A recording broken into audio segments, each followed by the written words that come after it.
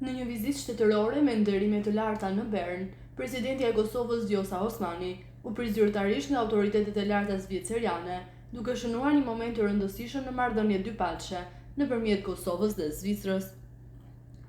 Një nga momentet që tërhoqi vëmendjen e mediave ishte prania e futbollistit të njohur Xherdan Shaqiri në darkën shtetërore të organizuar në nder të presidentes Osmani. Ylli shqiptar i lindur në Gjilan dhe i rritur në Zvicër konsiderohet simboli i lidhjeve të ngushta mes dy vendeve. Pas konferencës së përbashkët për mediat, delegacionet morën pjesë në darkën shtetërore në ambientet e selisë së Ministrisë Federale të Financave. Përveç presidentes Vjosa Osmani dhe Karin Keller Stutter, të pranishëm ishin dhe bashkëshortët e tyre, Pridon Sadriu dhe Morten Keder, si dhe personalitetet të tjera politike, kulturore dhe sportive. Pjesëmarrja e Shaqirit në këtë ngjarje shtetërore u vlerësua si simbolike dhe domethënëse.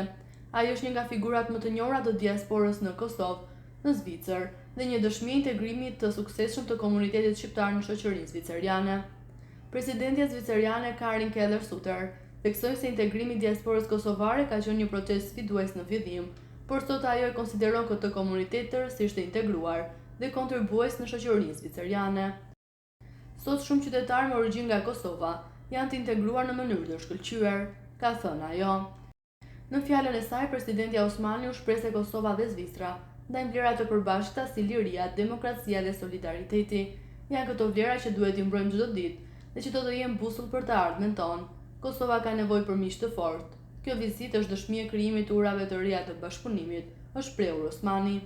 Ajo shtoi se mbi këto ura do të ndërtohet një partneritet i qëndrueshëm dhe afatgjatë mes dy vendeve.